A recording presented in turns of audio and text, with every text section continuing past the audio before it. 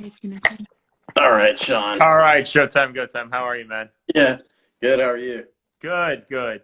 And sorry about the delay. I was stuck on a call, so sorry Nah, about it's the quite all delay. right, man. So, how's things going? You did another bare knuckle show, so kind of tell me how things are going with that. Nah, it's great. It's an absolute blast. I mean, I'm fortunate. I've got a lot of promotions who I commentate for across a lot of combat sports, but I just adore bare knuckle. I adore everything about it. I adore who I work for, who I commentate with. My cat has joined us. One of my cats. I love the fighters. I love the camaraderie. I love the fact that I feel like we're on the cusp of something. And you probably know I'm extremely close with Art Davie, and I'm probably flattering myself, but I kind of feel like we're living what Art Davie was living, in '93 and '94. Everything about it's awesome. The fights are great. Our production is amazing. Our director just directed Mike Tyson, Roy Jones. He used to be at HBO Boxing. A guy named Jonathan Evans. I love working with Lytle. Lytle's a guy I admired a long time ago. Um, he's become really one of my best friends over the last couple of years, and it's to have such a great time commentating for him. Feldman's amazing. Dave Jr. is amazing. Nate Shook is amazing. Couldn't be a better group. Do you think like maybe it's gonna go more towards like a competitor for boxing rather than mixed martial arts, or? Yeah, I feel like this show has always had more of an MMA vibe. More of our fighters come out of MMA. I feel like our fans are more MMA. We just feel more MMA. Definitely, I think Malinaji coming in 2 summers ago opened up boxing. To have someone like that Nguyen come in from boxing. Tyler Goodjohn, his, very, very good boxer before he turned to bare knuckle, has never fought MMA. We're getting more guys for whatever reason. And I guess I could speculate on what some of the reasons are. But the MMA community, and that includes the fighters, the fans, the trainers, the gyms, have been quicker to embrace bare knuckle than boxing. I think we're going to see more of a balancing out. But I mean, if you look at our main event, Bobo Bannon, 16 pro boxing bouts, Sam Shoemaker, 6 pro boxing bouts. Neither have ever fought pro MMA. And you're going to see more of that. Probably I would speculate because, MMA just turned 27 years old. And, depending on when you want to say professional boxing started, whether you want to talk about the Queensberry rules or you want to talk about Broughton's rules or the London prize ring rules, whatever, even go back to 1880, we're talking about 140 years worth of history versus 27. So MMA is probably just by definition of being a newer, younger sport, younger not in terms of participants, but in terms of the age of the sport, is probably a little more open-minded. But the boxing people are coming as well. I think that the MMA community, and that includes fighters, fans, at gyms, everybody, were more open-minded to try bare knuckle. But now 2.5 years in, Todd, I think you're seeing the boxing community now saying, you know what, this is actually pretty cool. And we can come over here and we can do that. Yeah, because I was kind of wondering, like boxing. I mean, I know they did the Lomachenko and Lopez fight, and but it still seems like they're kind of having trouble making enough fights that people want to see, maybe. You Yeah, know? I like a lot of people who are in MMA. I got into MMA through I was in high school when UFC started. UFC 1, I watched it live November 12th, 1993. But before then, I was a boxing fan and I was a pro wrestling fan, and that channeled my outlet for fighting. So I love boxing. I commentate the Roy Jones Jr. promotion series on Fight Pass. I love boxing. I think the problem with boxing, well, there are a few problems with boxing. They don't need me to solve it. They haven't asked me to solve it. I would say one of the problems with boxing is, in my opinion, it's the biggest problem, is this record obsession. I mean, I'll use Anthony Smith as an example. Anthony Smith is a really good friend of mine. Anthony Smith comes off of back-to-back losses in the UFC. Then he gets Devin Clark and he submits Devin Clark. He's right back in the conversation. He fought two really great guys and he lost to two really great guys. No shame in that. And then he fights a great guy in Devin Clark and submits him. If Anthony Smith were a boxer on back-to-back losses because he's over the age of 30, he's done, man. You're fighting at the Holiday Inn. You're done. Boxing has this record obsession, and I love the fact that in MMA, it's not necessarily who you beat, but who you fought. And in boxing, it's not even who you fought or who you beat, it's what your record is. There's this crazy race to get to 28-0 so you can get your world title shot. And so I think that with a lot of young fans, they're like, well, why am I not seeing the best guys fight? And especially these post-COVID break cards the UFC has put on have been so strong. MMA fans are seeing, wow, every card, great people are fighting. Okay, they lost. One loss is horrible, and two losses is almost a career ender. Three losses, forget it. You're completely irrelevant. You always hear A side and B side in boxing. You don't hear that in MMA, certainly not on shows outside of very localized house shows, and you never hear that in Bare Knuckle. I know that in Bare Knuckle, there is a mindset of matchmaking from Nate Shook and Dave Feldman Sr. and Dave Feldman Jr., which is the MMA mindset, which is let's put the best people in, let's make the best fights. And it's that Japanese MMA warrior spirit. If somebody wins, great. If they lose, hey, that's fine because they're going to come back. No one's going to win everything. They're not going to win every single fight. It's just unrealistic to think so. So let's put the best people in. Look at Tyler Vogel. Tyler Vogel had a great fight on our November card against Jake Bostwick. He loses the first ever overtime round. We bring him back. He had a great fight. He lost on the cut versus Dakota Cochran. Tyler Vogel is 0-2 in Bare Knuckle Fighting Championship. He's still extremely relevant. Now, Todd, you tell me what happens to a guy who goes 0-2 in PBC. Probably not in PBC anymore. Or if he is, he's the hard B side of that. So I love boxing. I love everything about boxing as a commentator and as a fan, and it's a great community and culture.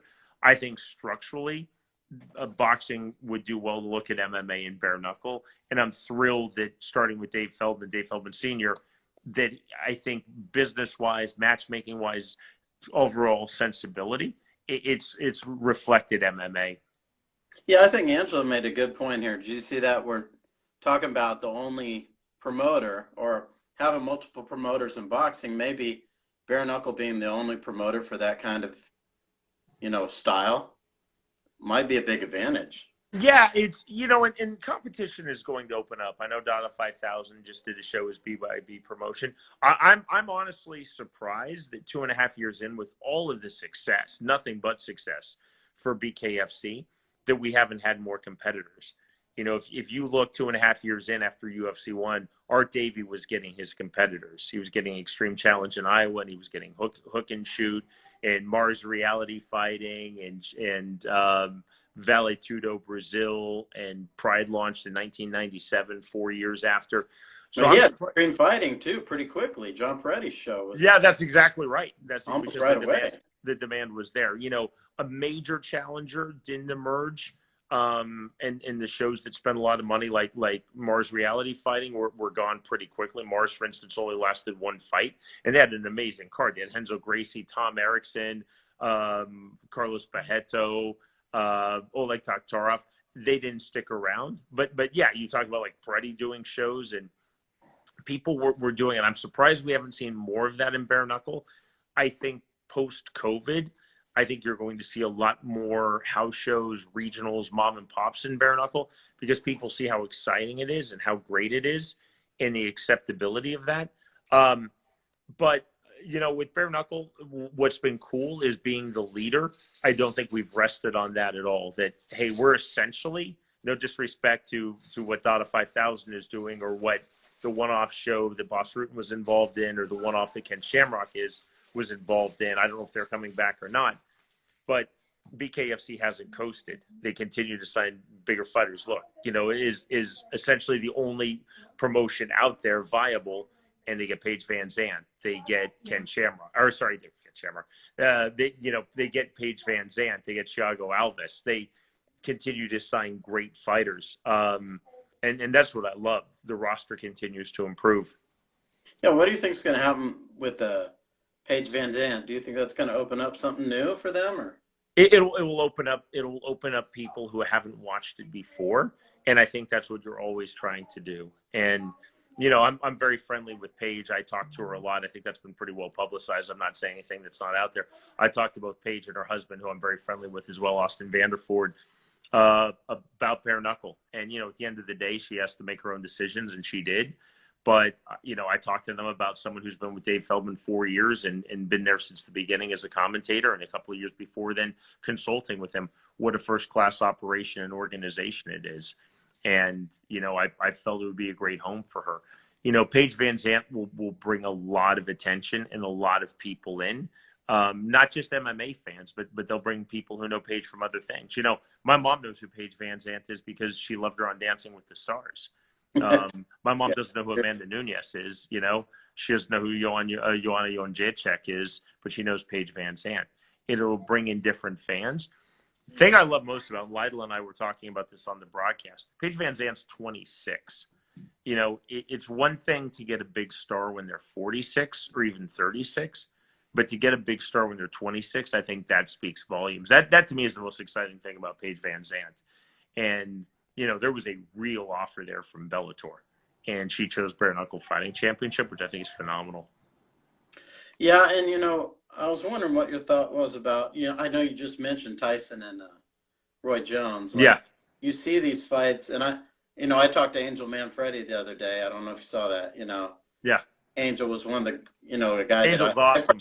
Just fight with Arturo Gatti 100 times. Oh yeah, Angel. And what I was asking is, he obviously wasn't too hot on these kind of fights, but that boxing is doing this. Do you think it's strange that these kind of fights are, I wouldn't say taking over boxing, obviously, but they're drawing bigger numbers than boxing's, stars are.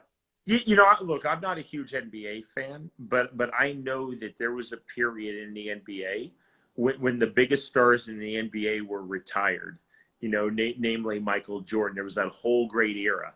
And there was a gap there before Kobe Bryant really had his dominance, and LeBron James, and even Shaquille O'Neal's emergence, who was commentating with Lytle and me on Friday, which is very cool, by the way. But there was a period there when their biggest stars were retired. I think the UFC had that for a little bit where their biggest stars were retired.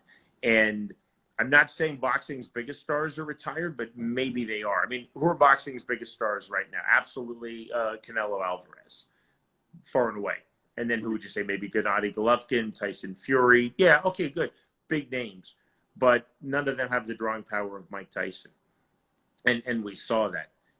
Floyd Mayweather Jr., last time I checked, he's a retired fighter, and now he's going to be doing an exhibition. So it's not to say the boxing is unhealthy, but if your biggest stars are retired athletes, maybe you need to invest in getting some new stars. And, Tyson Jones did phenomenally well. I watched it. I have plenty of thoughts on it, but look at the buy rate. I guarantee you, Todd, there were people who bought that who had not bought a boxing pay-per-view probably in 15 or 20 years, maybe since Mike Tyson. You think we're going to see more of that besides Absolutely. the 100%. 100%. And look who is the co-main? The co-main was a guy who came to prominence through YouTube against a pro debuter who was a retired NBA player. That was the co-main. Badu Jack, who's super legit, is fighting mid-card. And quite frankly, a lot more people know who the Paul brothers are, and probably Nate Robinson than know who Badu Jack is. And you could tell and by no means is this a slight, but you could tell by the entire presentation of that broadcast, with the music, with Snoop Dogg being one of the commentators, the setting, all of that, they were appealing beyond the base of just boxing and even beyond the base of combat sports fans. And that's one of the reasons why it was so successful. Yeah, I heard you mention that the HBO guy was involved with that. Yeah. Chael Sonnen saying, I don't even know who promoted this. Yeah, it was kind of a mystery. He said whoever did a great job, but I don't even know who it was. I'm still not sure either. So our director, Jonathan Evans, who was at HBO Boxing, was hired through the production company. But the actual promoters, CES out of Rhode Island were the promoters of record, but that's for paperwork and licensing. But yeah, there were, I think, a fair amount of cooks in that kitchen. I think the answer is it was an amalgam of a lot of people led by Mike Tyson. I know that Mike Tyson went to Roy Jones. Roy didn't go to Mike Tyson. You know, it was very much not that Roy was the B side, because he wasn't. I mean, those are two legends, two A side fighters. But the show was conceived with Mike Tyson in mind, and then it became, who does Mike Tyson fight? It wasn't conceived as who does Roy fight, or it wasn't conceived as Mike versus Roy. I mean, so the guy that you mentioned was the guy who produced it. I mean, the look of it was really good. Yeah, no, it was. It absolutely was. He wasn't a production designer. I mean, we talked about the setting that they were in.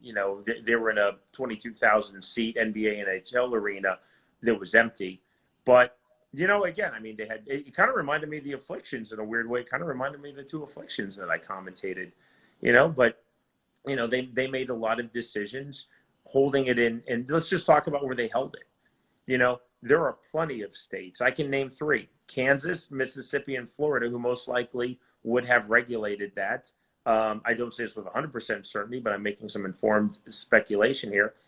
Who would have done those fights as real fights, fully licensed? They would have counted. They wouldn't have been exhibitions, which means that they would have fought 3-minute rounds, probably 8 or 10 3-minute rounds, and they would have used 10-ounce gloves because they're over 147 pounds. Instead, they were 2-minute rounds. There were no judges. If you notice, too, they didn't announce, Michael Buffer didn't announce the winner in the ring. And then when the scores were announced, that was done by Jim Gray. Now, I know a couple things about the commissions. That's because in California, just like here in my state of Kansas, I'm on the Kansas Athletic Commission, that you cannot allow a winner, or you cannot announce a winner in an exhibition. So it was subtle, but if you think back to the broadcast, the scores are read by Jim Gray off stage, out of ring, not by Michael Buffer in the ring. And that was the reason for that. But again, they could have done that. I'm naming 3 states, or probably 30 states, or at least commissions, if you think tribal, who would have done that as not an exhibition, but a fully sanctioned fight. Look, it's not that unusual for guys in their 50s to fight. It's unusual for guys in their 50s to fight. They're that high profile. But I go to a lot of house shows, man, a lot of house shows. And you're going to see guys in their late 40s and early and even mid-50s fight. It's not that unusual at all. California is a great commission. Andy Foster, who runs it, is phenomenal. One of the best regulators in the country, and certainly the world as well. But, they have a threshold in California, and it was done as an exhibition. I thought that was an interesting choice. But again, it's an entertainment show. Maybe they don't get the music acts if they're doing that show in Pensacola or Biloxi or Wichita that they would have in Los Angeles. It was an entertainment show and a fight show. It wasn't just a fight show. And that's not a criticism. I think this Efren Escudero saying his uncle fights all the time. I love Efren Escudero. We were doing Tower MMA. So he was doing the Spanish, and then I was with Charles Rosa, Boston Strong, doing Efren is the man. I had so much fun hanging out with him in Miami. So do you anticipate Mayweather and Paul's going to be similar exhibition? Or Absolutely. It's going to be different. Yeah. And exhibitions are a weird middle ground, man. And exhibitions are different from every commission, and they're really what you want to make of that. What really is an exhibition? In California, like I said, in Kansas, you can't have judges. You can't declare a winner and a loser. But you can do an exhibition all day long. And no two exhibitions are quite the same, and no two commissions perceive exhibitions in quite the same way. But just follow the money. Look how successful Tyson Jones was. So why not do more exhibitions? But would Mayweather carry him? That I wouldn't know. I don't know. It's the agreement between the fighters. In an exhibition, it's ultimately the agreement between the fighters. I wouldn't have a clue on that. I mean, the fight for Mayweather in Tokyo was a quote unquote exhibition, and look how that turned out. Nobody carried anybody. Right. So, getting back to bare knuckle, I'm kind of touching on, these weird fights that we're seeing in boxing. Right. What do you think it would take for bare knuckle to kind of cross into getting some, I don't know. I mean, I don't even know if they're interested in elder athletes necessarily, but I don't think another Malinaji type situation, there's been an evolution. I mean, if you look who were some of the big name fighters early on signing, great fighters, but a lot of great fighters in their 40s. and now it's younger fighters signing. Like I said, Paige Van Zandt, who's 26 years old. I don't know. Freak show's a rough term, but I'll use it. I don't know that you're going to see BKFC go the freak show route, or if you have to always look at upside and downside, and you have to look at long term. Look, I'm not the matchmaker. I'm just the commentator. I don't know, but the direction it seems to me of the promotion, and I'm happy for this, is it's getting phenomenal fighters and making phenomenal fights. I don't think that Bare Knuckle's in a position where they need to make fights that would be exhibitions or have celebrities or things like that. I think it's bringing in great fighters and making super compelling fights. Yeah, I mean the Paulie fight did capture a lot of eyes, though. Yeah, and oh yeah, and I mean, if you look at Paulie Malignaggi, the guy was 37 years old when he fought, and he was a 2 division world champion. I mean, he came out of semi-retirement. He was commentating for Showtime, but Artem Lobov is active. Even though he'd been released from the UFC, he was still super active in that fight. So I never saw that as a novelty fight or a freak show fight in any way. Mm-hmm. Yeah, I agree. If it had been Paulie Malignaggi's dad against Artem Lobov's dad, Right. That's a freak show fight. But, you have 2 super relevant athletes who are right there. But I think that's what would cross Bare Knuckle over if they could get somebody, also similar relevance, Yeah, and maybe Paige Van Zandt is that person. I'd like to think she is, and I do believe that she is. I think if you took a random sampling, asking people name a female fighter, I think they're probably either going to say Paige Van Zandt or Ronda Rousey at this point. I see Efren commenting here. I wonder if he would jump into Bare Knuckle or not. I'm such a fan of his. It was a pleasure. I got to commentate him twice, actually, when I was in Bellator, then hanging out with him along Charles Roast in Miami. I think that guy would be successful in absolutely any combat sport that he chooses. He's such a great fighter. So, what did you think of did you see any of these fights this weekend? Or they're living on my DVR. I did Bare Knuckle on Friday, and then I did Fighting Alliance Championship, which is the promotion in Kansas City, on Fight Pass, owned by my buddies James Krause and Joe Wooster. So I have a lot, including Bellator. I have a lot of fights living on my DVR. I know the results, but I haven't seen anything yet. Because yesterday I had to watch my Kansas City Chiefs. I mean, how many things are you involved in besides Bare Knuckle? I believe I'm the only commentator in the world who does boxing, bare knuckle, MMA, submission grappling, letway, and Muay Thai. But you're involved with Bare Knuckle, right? I consulted for Dave Feldman for 2 years. I still work a lot on the regulatory side on things like that, but they also have Tommy Sconzo on the regulatory. And, my official job is the commentator, but the play-by-play commentator. But the way that I'm wired, man, I'm going to help out everywhere I can. If there's a chance for me to help out with an athletic commission or to call a friend of mine who's a fighter, like when I talked to Paige Van Zandt and her husband, Austin Vanderford, but that's just stuff I'm doing because of my, profound love for BKFC and all of the people involved. Now, Angela Castro's saying, the female division, as it grows would be important. Absolutely. Like it was with the UFC, I would assume. No question about it. I mean, and Jenny Savage, who beat Sheena Starr on Friday, I commentated her twice in MMA, including once with Lytle. We knew how good she was. Sheena is very talented. Sheena fought in Ryzen. Christine Faria is phenomenal. Helen Peralta is phenomenal. Britton Hart came off of a great win against Randine Ekholm.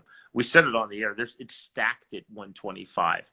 It really is. And, forgetting Paige Van Zandt, forgetting all that, how cool is it, though, that a major combat sports show has a female main event? I think that's phenomenal. It's phenomenally progressive.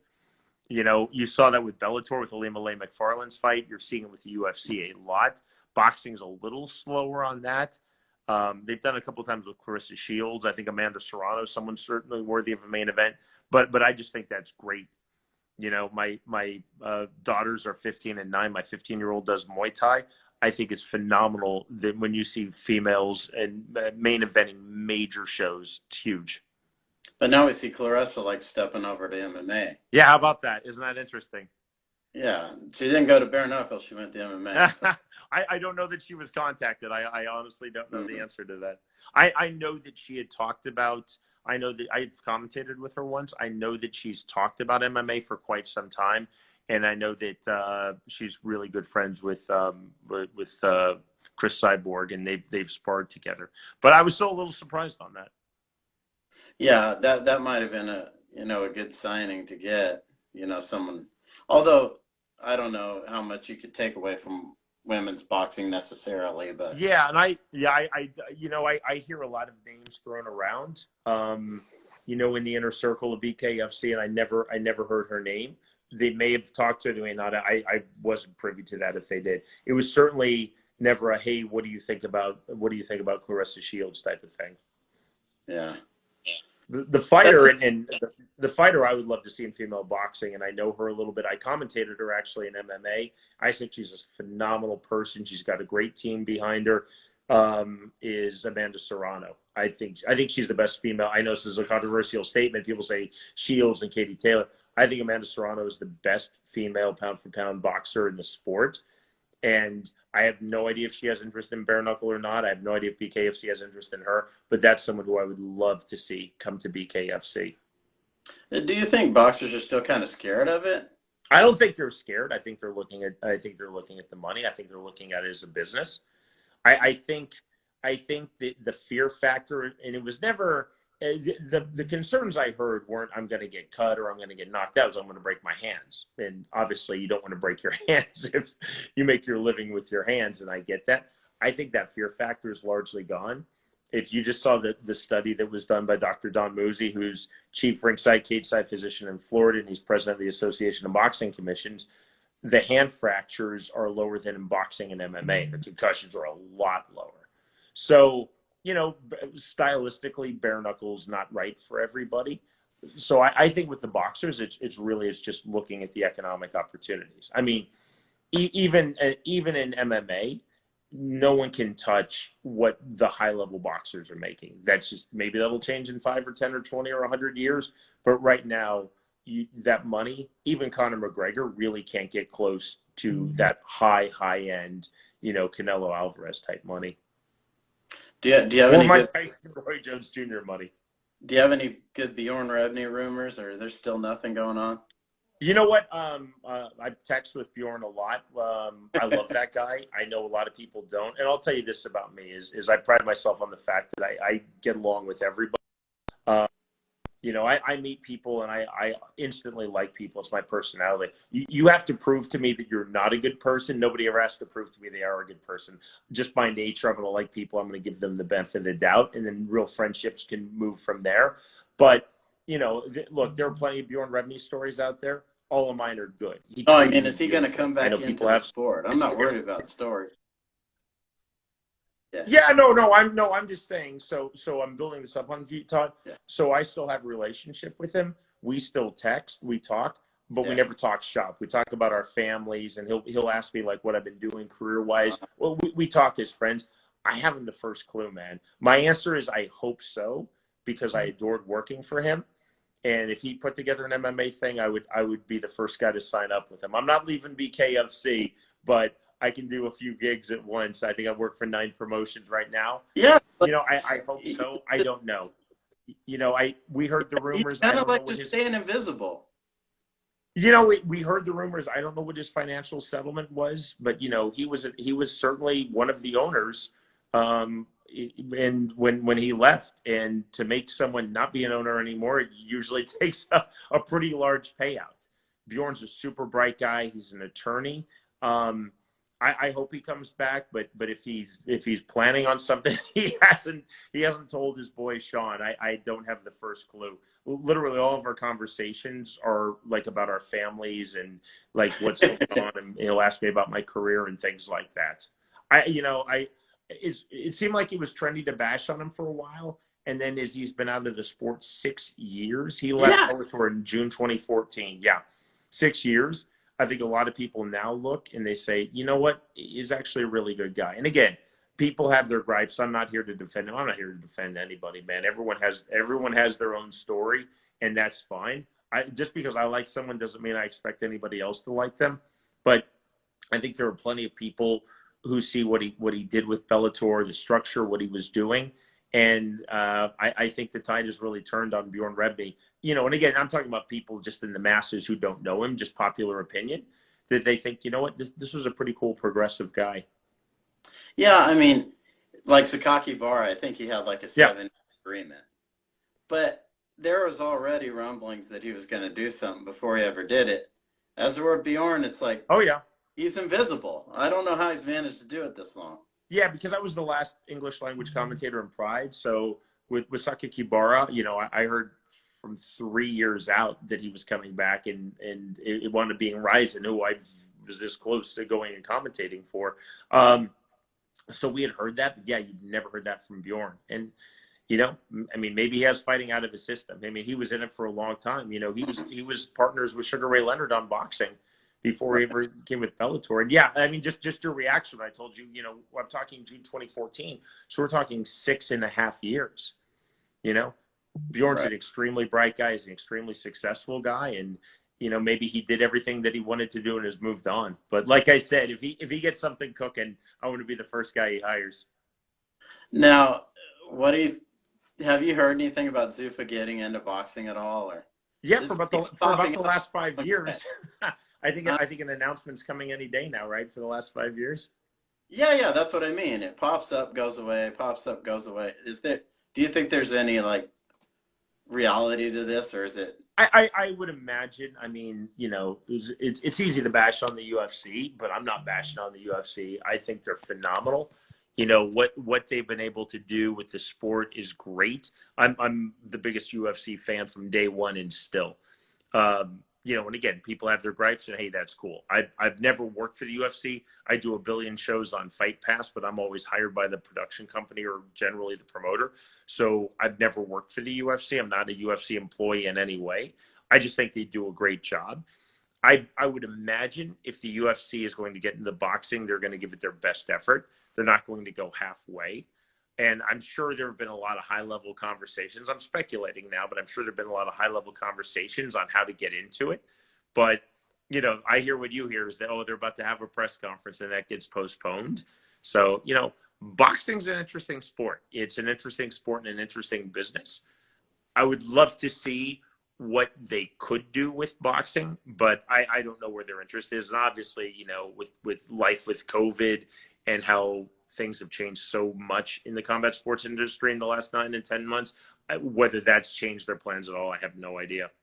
You have a good point. It'd be hard for them to go halfway and still Yeah, do the UFC to the level that they're doing it. right. Absolutely. It's one thing. Could they promote a one-off fight with one of their stars who wants to cross over into boxing? Absolutely. But that's not really that's really just doing a one-off entertainment type show.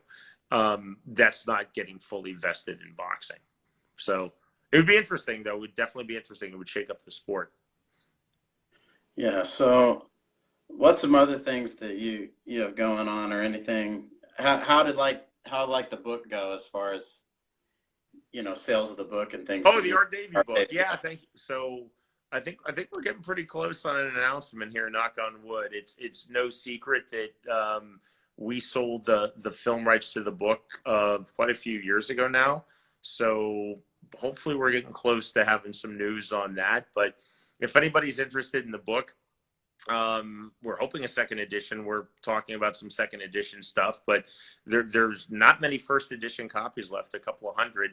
The best way to get it, Amazon has really expensive prices, and maybe you'll find it in Barnes and Noble or Costco. But if you're interested in the book, it's Is This Legal? Thebook.com. And for those of you watching who are unfamiliar with the book, basically Art Davey and I wrote the story of the 4 years of Art creating the UFC, which was essentially the fall of 1989 when he was an advertising executive in Southern California, through November 12th, 1993, and then the night after when they had the after party. It's a first-person account. It's a memoir. It's Art Davey's memoir that we wrote together. And everything that I've done in my professional life, all the broadcasts, all of that fun stuff, I'm the most proud professionally of that book. Extremely proud of that book. So yeah, if anybody's interested, Art will do an autograph copy for you. Is This Legal? Thebook.com. Yeah, I thought it was outstanding book. Thank you. I appreciate that. Yeah. So is there anything else you're involved in at the moment, or? I'll be getting up and taking my 9-year-old to school tomorrow, and then I get on the road on Thursday, and I'm doing a boxing for Fight. It's the first time that Fight TV has produced their own show, which I'm really excited about. So I'll be commentating with Matt Stryker, and Jeff Houston will be our ring announcer, and we're doing a boxing in Galveston, Texas. Michael the Bounty Hunter is in the co-main, and I'm excited about that because Fight, takes broadcasts from all over the world. This is the first time that Fight has actually produced their own show, and that's really cool. And I'm really looking forward to that. And then we fire back up. I signed to do World Lightweight Championship. I think that's been out there too. They put out a press release, but I'm really happy. Or not with World Lightweight. I've already been with World Lightweight, but with Lion Fight, I'm going to start doing Lion Fight now on Fight Pass. I think they already put that out, but so that starts in February. So I did a show with Lion Fight in Dublin, had a great experience, and they asked me to start working for them full time. And then Bare Knuckle Fighting Championship, the Paige Van Zandt fight, which will be BKFC 16, the first one of 2021. And it's so cool. It's Super Bowl weekend in Tampa, the Super Bowl host city, with Paige versus to be determined or to be announced. I'm not sure which. It might be determined. It hasn't been announced. If it's been determined, they haven't told me. And that's Friday, February 5th from Tampa, Bare Knuckle Fighting Championship, which is going to be amazing. Super Bowl weekend in the Super Bowl host city with Paige is phenomenal. Yeah, I do have one more question. Like, absolutely, you know how you have these different entities on these different platforms, whether it's streaming platforms. How does, like Bare Knuckle get more exposure for an event like that in Tampa? Yeah, I think the reason they're going to the Super Bowl city is because there was a lot of media. Back in my previous life, when I worked for the British Broadcasting Corporation, oddly enough, I commentated 3 Super Bowls on BBC Radio because I was the token American. I've never commentated a regular NFL game in my life, but I've done 3 Super Bowls. Figure that one out. But the media is just astounding. And obviously with COVID, it might be different this year, but there's still going to be tons of media. And I think that's the exposure. It's weird with Bare Knuckle. People have a visceral. We just got Dave just came in here. Dave Feldman. Dave Feldman just jumped in here. So. Oh, fantastic. I was going to say, it's interesting with and I know David Feldman will agree. We've talked about this. When you say Bare Knuckle, people have a visceral reaction. They kind of, people who've never fought, never been to a gym, never even watched the show, they hear Bare Knuckle and it conjures something in their brain. And then they see the sport and they realize first that it's a sport. And there are rules, and there are great athletes, and there's a tremendous amount of skill. It's like the dreaded days of the mid-'90s when people would call MMA no holds barred, and right. They literally just thought it was, it was just 2 Neanderthals beating each other with a club. And I remember years ago, I was watching HBO Boxing, and Jim Lampley, who I think is a great commentator, Jim Lampley was like, "You will never see this level of skill in MMA." Oh, really? Okay, I would disagree with that. And so as Bare Knuckle has become accepted, we move into more states, the medical reports that are out, the safety, the quality of our fighters, the first-class nature in every way of our events and our promotion and our BKFC organization, it's putting it into the mainstream. Todd, I'm telling you, man, I'm talking about Art Davie. I've been talking about the book. Look at the parallels of the life that Art Davie lived in 1993, 94, 95, 96. I tell Feldman all the time, David, that's the life that you're living. Art Davie, before UFC 1, had to read an editorial by Jim Coleman of Black Belt Magazine calling it dirty fighting and that he was dishonoring martial arts. That's 27 years ago, man. Look where we are now. The UFC is on a Disney-owned platform. It's just getting the acceptance. It's getting people to keep an open mind and real fight fans to see what it is. And I have not yet met a fight fan, an honest fight fan who didn't watch us and fall in love with Bare Knuckle. The people who don't like it are the people who've never watched it, but then that's kind of how the world works, isn't it? People usually have their strongest opinions on things they know nothing about. Yeah, or maybe some people who work for certain promotions. I think you see some of that too. Yeah. Well, I'm glad you have David on. I'll tell you, David is the best. I'll just say something to him heartfelt. You know, Dave and I, we started talking in 2016. He brought me on board, and I couldn't be more loyal to him. I couldn't be more proud of the organization to be a part of it. And in my office downstairs in my house, I have two framed posters. I have a UFC one poster and I have a BKFC one poster, and I think that speaks volumes about where my heart is. Yeah, and it's like the interesting parallel. You know, Yeah, both kind of have a similar vibe to them. that's it. Absolutely. Well, I appreciate you taking time to do this. I know you're busy and all, but you know, I really enjoyed talking to you about bare Todd, knuckle. it's my pleasure, man. You ask great questions. You do a great job. I appreciate everything that you do for combat sports and bare knuckle and BKFC, and happy to come on anytime. Thank you so much for having me. I appreciate it. Take care. Okay, bye bye.